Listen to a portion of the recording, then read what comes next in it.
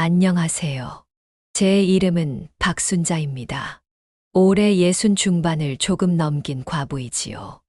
남편을 일찍 여의고 정말 앞만 보고 달려온 인생이었습니다. 눈물 젖은 밥 한 술 넘기며 시장 한 귀퉁이에서 작은 반찬 가게를 시작했던 게 엊그제 같은데 벌써 수십 년 세월이 흘렀네요. 악착같이 일하고 아끼고 또 아껴서 자식 하나 번듯하게 키워냈습니다. 제 젊음과 맞바꾼 세월이었죠. 그렇게 평생을 바친 결과로 이제는 가게도 제법 자리를 잡았고 서울 근교의 작은 꼬마 상가 건물 하나를 갖게 되었습니다. 이게 제 평생의 자랑이자 고단했던 삶에 대한 보상이며 남은 날들을 기댈 유일한 노후 대책이기도 합니다. 남들은 저보고 고생 끝에 낙이 왔다며 팔자 좋다고들 하지만 새벽 별 보며 가게 문을 열고 밤늦도록 혼자 남아 뒷정리를 하던 그 고된 시간들을 어찌 말로 다 설명할 수 있을까요? 뼈골 빠지게 일하며 젊음을 온전히 바친 대가지요. 제게는 눈에 넣어도 아프지 않을 외아들 민준이가 있습니다. 참 착하고 성실한 아이인데 어딘가 좀 물러터진 구석이 있어서 늘 마음 한편이 쓰이곤 했지요. 세상 물정 모르고 너무 사람을 쉽게 믿는달까요. 그런 아들이 년 전 참하고 예쁜 아가씨를 데려와 제 앞에 내밀며 결혼하겠다고 하더군요. 그 아이가 바로 제 며느리 지연이었습니다. 어찌나 싹싹하고 애교가 넘치는지 보는 사람마다 칭찬이 자자했지요. 처음에는 정말 이런 복덩이가 어디서 굴러왔나 싶어 얼마나 기뻤는지 모릅니다. 어머니, 어머니! 하며 살갑게 따르고 주말마다 찾아와 어깨도 주물러주고 제가 좋아하는 음식들을 바리바리 싸 들고 와서 안기는데 어느 시어미가 그런 며느리를 예뻐하지 않을 수 있겠어요. 저 역시 처음엔 입이 귀에 걸릴 정도로 며느리 자랑을 하고 다녔답니다. 그런데 시간이 조금씩 흐르면서 설명하기 힘든 묘한 위화감이 느껴지기 시작했습니다. 며느리의 과도한 친절과 관심이 때로는 부담스럽게 다가왔고, 특히 제 건강 상태나 재산에 대해 꼬치꼬치 캐묻는 일이 잦아졌어요. 마치 제 속을 떠보는 듯한 느낌이랄까요. 어머니, 요즘 기력이 없어 보이시는데 어디 편찮으신 건 아니세요? 그 상가, 건물 관리하시는 거 힘드시죠? 민준 씨랑 제가 좀 도와드릴까요? 요즘 은행 이율이 어떻다는데 어머니 노후 준비는 잘 돼 있으신 거죠? 이런 식의 질문들이 늘어날수록 마음 한구석에선 불안감이 스멀스멀 피어올랐습니다. 처음에는 그저 저를 진심으로 걱정해서 하는 말이려니 좋게만 생각하려고 부단히 애썼습니다. 혹시 내가 괜한 의심을 하는 건가 싶어 자책하기도 했고요. 답답한 마음에 아들에게 조심스럽게 이야기를 꺼내보기도 했지만 아들은 대수롭지 않게 넘기더군요. 에이, 엄마도 참, 지연이가 얼마나 어머니 생각하는데요? 괜히 오해하시는 거예요. 너무 예민하게 받아들이지 마세요. 오히려 저를 이상한 사람 취급하며 아내 편을 드는 아들을 보며 서운한 마음이 들기도 했습니다. 그때는 정말 몰랐습니다. 제 순진한 아들의 눈을 가리고 제 앞에서는 천사처럼 웃고 있던 그 며느리의 고운 얼굴 뒤에 제 피와 땀으로 일군 소중한 재산을 송두리째 집어삼키려는 시커먼 욕심이 도사리고 있을 줄은 꿈에도 상상하지 못했죠. 돌이켜보면 그 미묘한 위화감들은 모두 다가올 폭풍우를 예고하는 전조 증상이었던 겁니다. 이것은 바로 제 인생을 뒤흔들었던 그 탐욕스러운 며느리와의 길고도 지독했던 전쟁의 서막이었습니다. 그때는 정말 몰랐습니다. 제 순진한 아들의 눈을 가리고 제 앞에서는 천사처럼 웃고 있던 그 며느리의 고운 얼굴 뒤에 제 피와 땀으로 일군 소중한 재산을 송두리째 집어삼키려는 시커먼 욕심이 도사리고 있을 줄은 꿈에도 상상하지 못했죠. 돌이켜보면 그 미묘한 위화감들은 모두 다가올 폭풍우를 예고하는 전조 증상이었던 겁니다. 이것은 바로 제 인생을 뒤흔들었던 그 탐욕스러운 며느리와의 길고도 지독했던 전쟁의 서막이었습니다. 그 무렵부터였을 겁니다. 며느리 지연이는 마치 제 그림자처럼 제 일상에 더욱 깊숙이 파고들기 시작했습니다. 처음에는 그저 살갑게 구는 정도를 넘어서 저의 건강과 생활 방식에 대해 사사건건 걱정을 가장한 간섭을 하기 시작했지요. 예를 들면 이런 식입니다. 어머니, 방금 하신 말씀 또 하시네요. 요즘 기억력이 자꾸 깜빡깜빡 하시는 것 같아요. 제가 옆에서 잘 챙겨드려야겠어요. 아이고, 어머니, 가게 일에 상가 관리까지 젊은 사람도 힘든 일을 혼자 다 하시니 얼마나 힘드세요. 이제 정말 좀 쉬셔야 해요. 마치 제가 금방이라도 쓰러질 노인네라도 되는 것처럼 말하는 투가 영 거슬렸습니다. 물론 저도 나이가 있으니 예전 같지는 않다는 것을 스스로 잘 압니다. 하지만 아직 정정하고 내 가게와 건물 하나 관리 못할 정도로 정신이 흐릿하지는 않거든요. 처음에는 그저 나이 드니 그런가 보다 하고 넘겼습니다. 하지만 그런 걱정 어린 말들이 반복해서 귓가에 맴돌자 마음 한구석에서 불쾌한 의심이 고개를 들기 시작했습니다. 혹시 나를 일부러 더 기운 없고 판단력 흐린 사람으로 만들려는 건가 하는 섬뜩한 생각이 스쳤지만 애써 고개를 저었지요. 설마 저 예쁜 얼굴을 하고 그런 악한 마음을 품었을 리가 없다고 제 스스로를 다독였습니다. 걱정은 거기서 그치지 않았습니다. 며느리는 아주 교묘한 방식으로 제 재산 상태를 파악하려고 애썼습니다. 대놓고 물어보면 제가 경계할 것을 아는지 아주 자연스러운 대화 속에 슬쩍슬쩍 정보를 떠보더군요. 어머니, 그 상가 세입자분들은 말썽 안 부리세요? 월세는 꼬박꼬박 잘 내고요. 저희 민준 씨가 워낙 꼼꼼해서 그런 계약서 같은 거 잘 볼 텐데 혹시 필요하시면 말씀하세요. 요즘 은행 금리가 너무 낮다던데 어머니는 재테크 같은 거 어떻게 하세요? 제가 아는 언니가 보험 설계사인데 노후 대비에 좋은 상품이 있다고 하더라고요. 이런 식으로 마치 저를 위하는 척, 도움을 주려는 척 하면서 제 금융정보나 부동산 관리 방식에 대해 캐내려 했습니다. 심지어는 어느 날 제가 잠시 화장실에 다녀온 사이 제 방 서랍 근처에서 뭔가 부스럭거리는 소리를 들었던 것도 같습니다. 느낌이 이상해서 아가, 뭐하니? 하고 물으니 화들짝 놀라며 아, 아니에요, 어머니. 그냥 먼지가 좀 쌓인 것 같아서요. 하고 어색하게 웃어넘기더군요. 그때 등골이 오싹했지만 물증이 없으니 제가 뭘 어쩌겠습니까.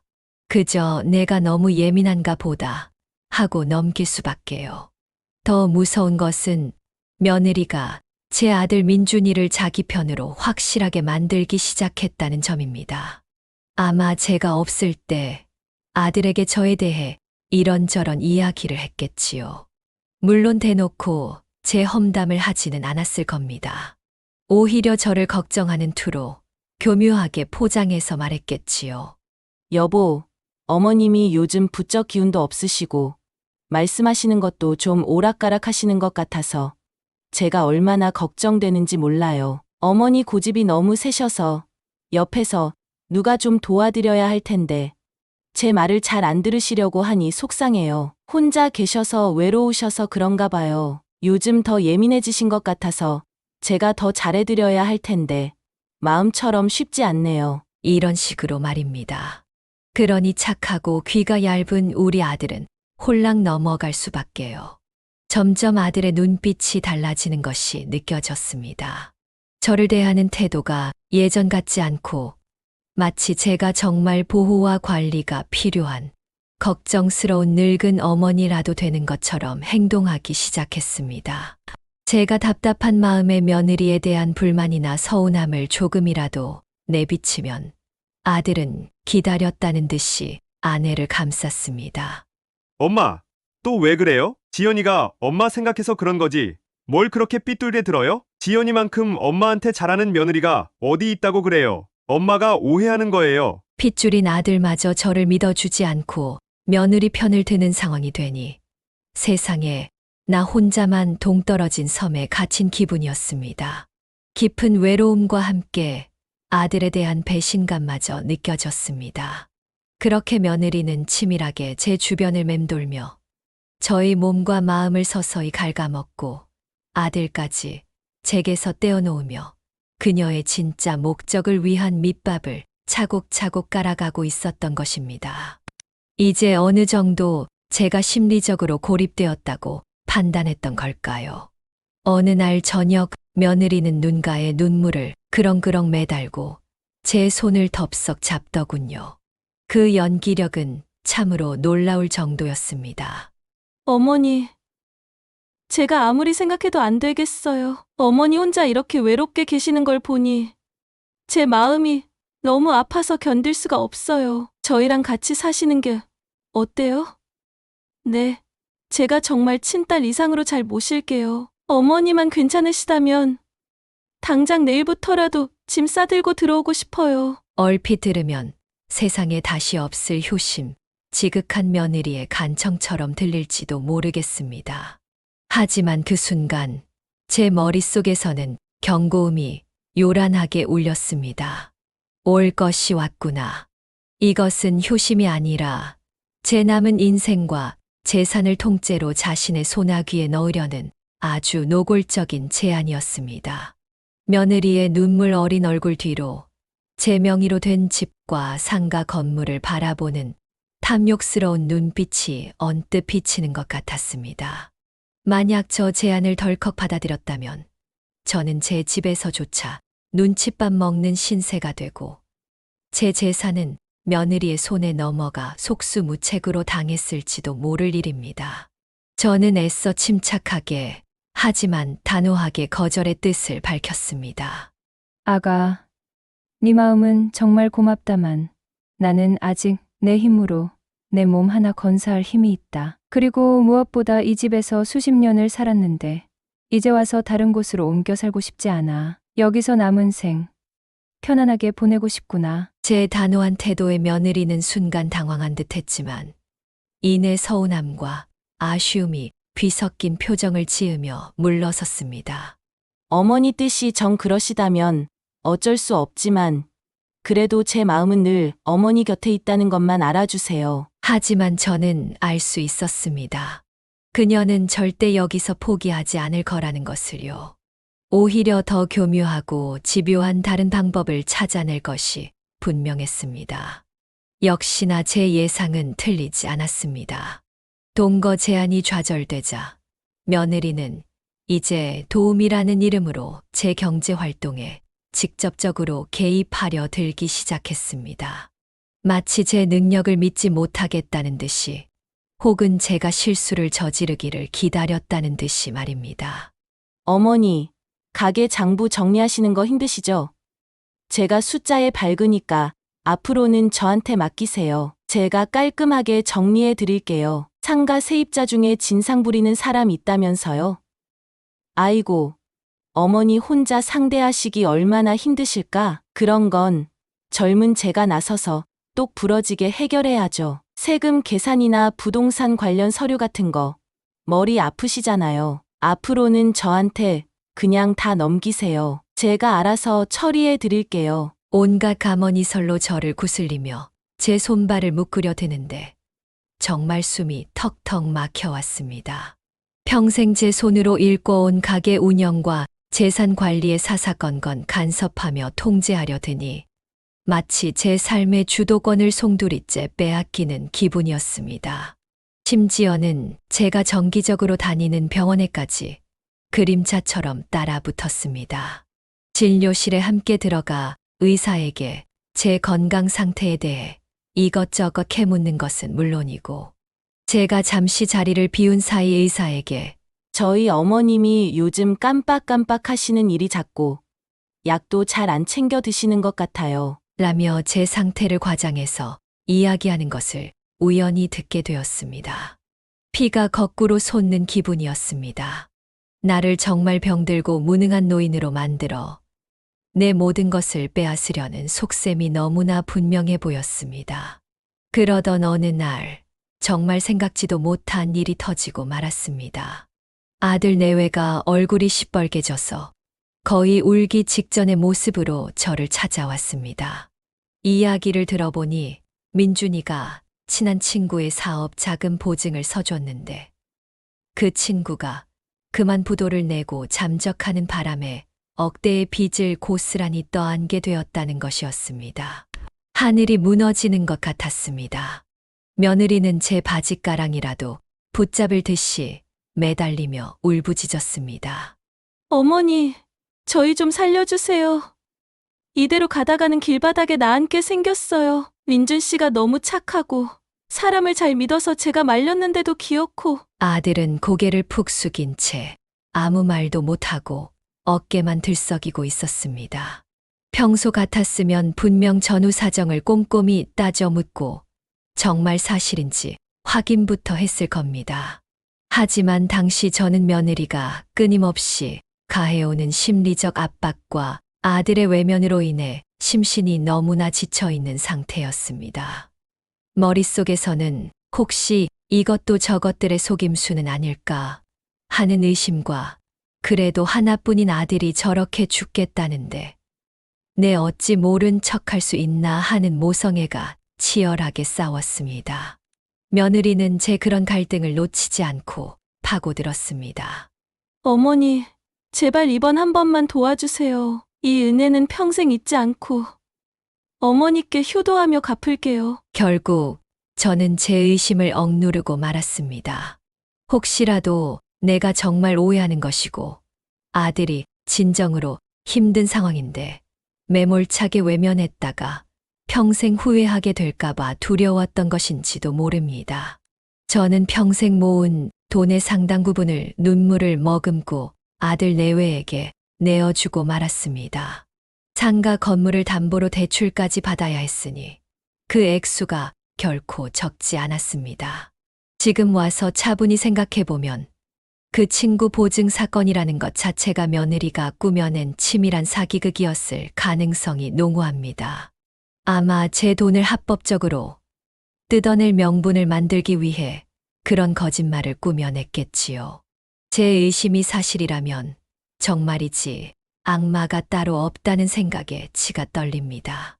그리고 그 큰 돈이 며느리의 손에 들어간 이후 그녀의 태도는 가면을 벗어 던진 듯 더욱 노골적이고 뻔뻔하게 변해갔습니다. 마치 당연히 받아야 할 것을 받았다는 듯이 말입니다. 이제 그녀는 더 이상 제 눈치를 보지 않았습니다. 오히려 저를 더욱 만만하게 보고 다음 단계를 계획하고 있는 듯 했습니다. 제 등골에선 식은땀이 흘렀고 저는 이제 더 이상 물러설 곳이 없다는 것을 직감했습니다. 그 순간 저는 속으로 다짐했습니다. 이 연극의 마지막은 내가 장식하리라. 내 놈들이 파놓은 함정에 스스로 빠지게 만들어주리라. 그날 이후 저는 겉으로는 모든 것을 체념한 듯 혹은 정말 정신이 오락가락하는 듯한 모습을 보이며 그들을 안심시켰습니다. 하지만 뒤에서는 마지막 반격을 위한 준비를 착실히 진행했습니다. 이미 제 손에는 그들의 탐욕스러운 대화가 담긴 녹음 파일들이 차곡차곡 쌓여 있었습니다.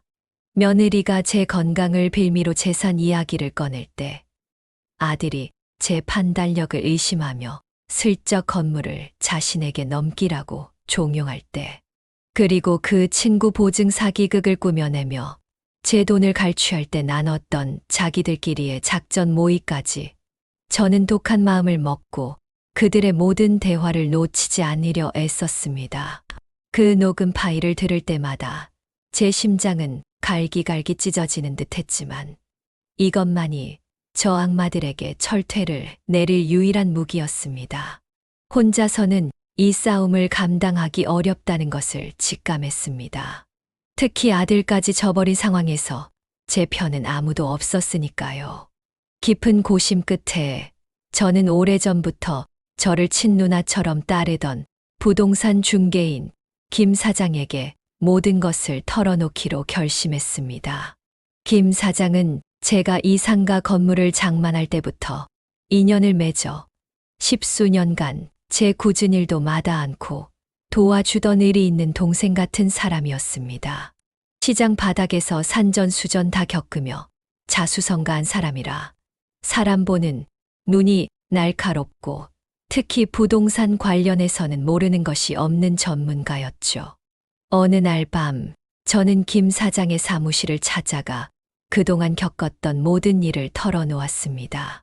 며느리의 계획적인 접근과 거짓 눈물, 아들의 배신과 사기극 동참, 정신병자 취급을 당하며 겪었던 모욕과 서름, 그리고 결정적으로 그들이 노리는 이임장 함정까지 제 이야기를 듣는 내내 김 사장은 분노를 참지 못하고 주먹으로 책상을 몇 번이나 내리쳤습니다. 특히 제 아들까지 가담했다는 사실에는 경악을 금치 못하며 당장이라도 그놈들을 찾아가 멱살이라도 잡을 기세였습니다. 누님, 세상에 어떻게 이런 천하의 후레자식들이? 아들이 어떻게 제 어미한테 이럴 수가 있습니까? 더 이상 혼자 힘들어하지 마십시오. 제가 반드시 누님 곁에서 이 더러운 것들 싹 다 정리해드리겠습니다. 법이고 뭐고 다 떠나서 인간이라면 이래서는 안 되는 겁니다. 김 사장의 진심 어린 분노와 든든한 약속에 저는 눈물을 흘리면서도 한 가닥 희망을 보았습니다. 김 사장은 즉시 아는 변호사에게 연락해 법률적인 자문을 구하도록 도와주었고, 저는 만반의 준비를 갖추기 시작했습니다. 이제 남은 것은 덫을 놓고 저 어리석은 2마리 짐승이 제 발로 걸어 들어오기를 기다리는 것뿐이었습니다. 며칠 후 예상대로 며느리와 아들이 다시 한번 위임장 이야기를 꺼냈습니다. 이제는 거의 노골적인 협박에 가까웠습니다. 저는 마침내 결심했다는 듯 힘없는 목소리로 말했습니다. 알겠다. 너희들 뜻이 정 그렇다면 나도 더는 버틸 힘이 없구나. 제 대답에 아들과 며느리의 얼굴에 동시에 안도의 미소가 번지는 것을 저는 똑똑히 보았습니다. 그 미소 뒤에 숨겨진 탐욕스러운 민낯을 보며 속으로는 구역질이 났지만 저는 태연하게 조건을 내걸었습니다. 대신 이건 우리 가족의 중요한 일이니만큼 내일 내가 은행 갈 때 너희 둘 다 같이 가야 한다. 그리고 그 서류 도장 찍기 전에 민준이 네가 네 어미 앞에서 똑똑히 읽어줘야겠다. 그래야 내 마음이 조금이라도 놓일 것 같구나. 도장은 내가 직접 가져갈 테니 그리 알 거라. 그들은 잠시 서로 눈빛을 교환하더니 제가 정말 모든 것을 포기했다고 판단했는지 혹은 자신들의 계획이 완벽하다고 믿었는지 흔쾌히 동의했습니다. 아들은 오히려 어머니, 잘 생각하셨어요. 저희가 잘 모실게요. 라며 가증스러운 위선을 떨었습니다. 저는 즉시 김 사장에게 연락해 다음 날 만날 시간과 장소 은행 근처 조용한 카페를 알리고 약속된 시간에 우연히 카페에 들러달라고 신신당부했습니다. 모든 대우는 무대 위에 올랐고 이제 마지막 막이 오를 시간만을 기다리고 있었습니다. 약속 당일 은행에서 간단한 보리를 마친 후 우리는 근처 카페의 조용한 구석 자리에 마주 앉았습니다. 창밖의 평화로운 풍경과는 대조적으로 테이블 주위에는 숨막히는 긴장감이 감돌았습니다. 며느리가 환한 미소를 지으며 서류 봉투를 내밀었고 아들은 제 옆에서 마치 저를 보좌라도 하는 듯 든든한 표정을 지어 보였습니다. 역겨웠습니다. 어머니, 여기요. 여기에 도장만 찍으시면 이제 아무 걱정 없으세요. 며느리의 말에 아들이 거들었습니다. 네, 어머니. 이제 복잡한 건 저희한테 맡기시고 편히 쉬세요. 저는 서류를 받아들고 일부러 손을 떨며 글씨가 잘 안 보인다는 듯 눈을 찌푸렸습니다. 아이고, 내가 눈이 침침해서. 민준아, 네가 좀 읽어다오. 이게 도대체 뭐라고 쓰여 있는 건지. 네 어미 귀에 똑똑히 들리게 말이다. 민준이는 잠시 머뭇거리는 듯 했지만 이내 의기양양한 표정으로 서류를 받아들고 읽기 시작했습니다. 그의 입에서 제 모든 재산 권한을 포기하고 양도한다는 내용의 법률 용어들이 흘러나올 때 저는 그의 얼굴을 빤히 쳐다보았습니다. 죄책감이라고는 눈곱만큼도 찾아볼 수 없었습니다. 민준이가 서류 읽기를 마치자 저는 떨리는 목소리로 며느리와 아들을 번갈아 보며 물었습니다. 그러니까 내가 여기에 도장을 찍으면 내 집이고 상가고 뭐고 너희들이 내 허락 없이도 다 팔아버릴 수 있다는 그런 말이냐? 만약에 내가 나중에라도 생각이 바뀌면 그땐 어떻게 되는 거냐? 제 순진한 질문에 며느리가 먼저 피식 웃으며 대답했습니다. 이제는 숨길 생각조차 없는 듯 했습니다. 어머니, 뭘 그렇게 어렵게 생각하세요? 어차피 다 저희 잘 되자고 하는 일인데, 네. 그리고 제 아들 민준이가 결정타를 날렸습니다. 제 눈을 똑바로 보며 싸늘하게 말하더군요. 어머니, 솔직히 이제 어머니 혼자서는 뭘 제대로 판단하시기 어렵잖아요. 그냥 저희 믿고 도장 찍으세요. 그게 어머니한테도 좋은 거예요. 바로 그 순간이었습니다. 저는 테이블 아래 숨겨두었던 녹음기에 재생 버튼을 힘껏 눌렀습니다. 카페 안에는 방금 전 아들과 며느리가 내뱉었던 오만하고 잔인한 목소리, 그리고 그동안 그들이 저를 속이고 제 재산을 탐내며 나눴던 대화들이 생생하게 울려 퍼지기 시작했습니다. 어머니 요즘 완전 맛이 가셨어. 조금만 더 구슬리면 건물도 그냥 넘어올 거야. 그 영감탱이 빨리 어떻게 안 되나? 그깟 돈 몇 푼 쥐어주고 빨리 치워버려야 하는데 자신들의 목소리가 흘러나오자 아들과 며느리의 얼굴은 순식간에 잿빛으로 변했습니다. 당황과 공포, 그리고 믿을 수 없다는 표정이 뒤섞여 일그러졌습니다. 동시에 약속대로 카페 문을 열고 들어선 김 사장님이 특유의 능청스러운 표정으로 우리 테이블로 다가왔습니다. 아이고, 순자 누님, 민준 씨랑 지연 씨도 계셨네. 이게 다 무슨 소리들이야? 김 사장님은 자연스럽게 테이블 위에 위임장 서류를 집어들었고 그 내용을 훑어보더니 버럭 소리를 질렀습니다. 그의 시선은 며느리가 아닌 제 아들 민준이에게 정확히 꽂혔습니다. 민준 씨, 당신 제정신이야? 당신 어머니 피 같은 재산을 이런 사기 문서 한 장으로 날로 먹으려고 했어? 이게 그냥 위임장으로 보여? 당신 마누라랑 짜고 어머니 재산 다 빼돌려서 길바닥에 내쫓으려는 수작 아니야? 여기 녹음된 거 들어보니 아주 가관이더구만. 부모도 몰라보는 이런 천하의 몹쓸 인간들. 김 사장님의 불호령과 카페 안에 계속 울려 퍼지는 자신들의 추악한 대화 녹음 앞에서 아들과 며느리는 완전히 무너져 내렸습니다. 그들은 서로를 탓할 겨를도 없이 그저 벌벌 떨며 사색이 된 얼굴로 바닥만 내려다볼 뿐이었습니다. 오랫동안 저를 짓눌러왔던 거대한 악몽이 마침내 그 추악한 실체를 드러내며 산산조각 나는 순간이었습니다. 그날 카페 안의 공기는 단순한 어색함을 넘어 차갑고 잔인한 현실의 무게로 가라앉았습니다. 제 손에 들린 녹음기에서 흘러나오는 추악한 진실과 김 사장님의 불호령 앞에 저희 아들 민준이와 며느리 지연이는 더 이상 아무런 변명도 하지 못했습니다. 서로를 탓할 기력조차 없는 듯 그들은 마치 죄인처럼 고개를 푹 숙인 채 바들바들 떨고 있을 뿐이었습니다. 특히 제 아들 민준이의 처참하게 무너진 모습은 제 가슴을 또 한 번 갈기갈기 찢어 놓았습니다. 며느리에 대한 분노만큼이나, 아니 어쩌면 그보다 더 큰 배신감과 슬픔이 온몸을 휘감았습니다. 어떻게 내 뱃속으로 낳은 자식이 저 악독한 여자와 한패가 되어 제 어미의 등을 칠 수 있었을까요? 돈이 무엇이기에 혈육의 정마저 헌신짝처럼 버릴 수 있었을까요? 저는 김 사장님과 변호사님의 도움을 받아 미리 준비해 두었던 사항들을 떨리는 목소리로 하지만 단호하게 밝혔습니다. 우선 그동안 친구 보증 사기 등 온갖 거짓말로 저에게서 갈취해 간 모든 돈의 즉각적인 반환을 요구했습니다.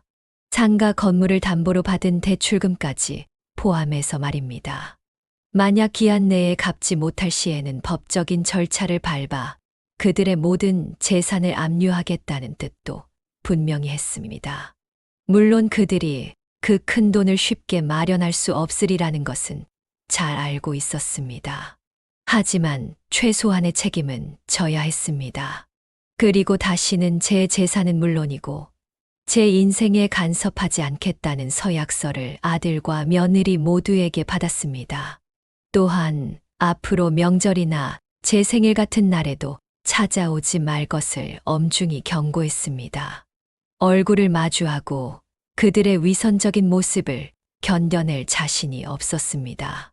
그 각서가 법적인 강제성을 얼마나 가질지는 모르지만 그 순간 저에게는 그 무엇보다 중요한 선언이었습니다. 앞으로는 그들과의 관계를 완전히 단절하고 살아가겠다는 제 결연한 의지의 표명이었습니다. 김 사장님과 변호사님은 이후 제 남은 재산을 안전하게 지킬 수 있도록 법적인 보호 장치들을 꼼꼼하게 마련해 주었습니다. 그 일이 있은 후 저는 아들 내외와 완전히 연을 끊었습니다. 아들은 몇 번이고 저를 찾아와 무릎을 꿇고 용서를 빌었지만 저는 만나주지 않았습니다. 며느리 역시 친정 식구들까지 동원해 저를 찾아와 사죄했지만 이미 제 마음은 돌처럼 굳어버린 후였습니다. 그들의 눈물과 후회가 진심일 수도 있겠지만 제 가슴에 새겨진 깊은 상처와 배신감은 결코 사라지지 않을 것이기 때문입니다. 핏줄이라고 해서 모든 것을 용서하고 받아줘야 한다는 생각은 이제 하지 않습니다. 저에게 씻을 수 없는 상처를 준 사람은 설령 제 아들이라 할지라도 더 이상 제 인생의 일부가 될 수 없었습니다. 이 잔혹한 폭풍우를 온몸으로 맞으며 저는 깊은 절망의 나라까지 떨어졌지만 역설적이게도 새로운 힘을 얻었습니다. 바로 그 누구에게도 의지하지 않고 오롯이 제 자신만을 믿고 살아가겠다는 강인한 독립심입니다. 위대한 사상가 니체는 말했습니다. 나를 죽이지 못하는 것은 나를 더욱 강하게 만든다. 고요. 저를 배신한 아들과 며느리는 제 삶을 송두리째 흔들었지만 저를 완전히 무너뜨리지는 못했습니다. 오히려 저는 잿더미 속에서 더욱 단단해진 모습으로 다시 일어섰습니다. 이제 저는 가게 일에서도 조금씩 손을 떼고 저를 위해 시간을 사용하고 있습니다. 평생 앞만 보고 달려오느라 돌아보지 못했던 제 자신을 위해 그동안 꿈꿔왔지만 엄두도 내지 못했던 소소한 행복들을 찾아 나서고 있습니다. 좋은 사람들과 함께 맛있는 음식을 먹고 아름다운 풍경을 찾아 여행을 떠나고 새로운 것을 배우며 제 삶을 가꿔 나가고 있습니다. 물론 문득문득 찾아오는 외로움과 배신감의 후유증에 밤잠을 설치기도 하지만 그럴 때마다 저는 스스로를 다독입니다. 박순자, 너는 충분히 강하고 앞으로 더 행복해질 자격이 있다. 세상에는 다양한 형태의 가족이 있고 그 안에는 사랑과 배려가 넘치는 아름다운 관계들도 많을 것입니다. 하지만 제 경험을 통해 얻은 뼈아픈 교훈은 사람의 마음에 대한 맹목적인 믿음, 특히 돈과 관련된 탐욕 앞에서는 그 어떤 관계도 쉽게 변질될 수 있다는 것입니다. 부디 제 이야기가 누군가에게는 쓰디쓴 경고가 되고 또 다른 누군가에게는 어려운 상황 속에서도 자신을 지켜낼 용기를 주는 작은 불씨가 되기를 바랍니다. 세상 그 무엇보다 소중한 것은 바로 자기 자신이며 자신의 삶과 재산을 지키는 것은 결코 이기적인 행동이 아님을 기억하십시오. 모두들 어떤 상황에서도 당당하게 자신의 권리를 지키고 마음의 평화를 찾아 행복한 삶을 살아가시기를 진심으로 응원합니다.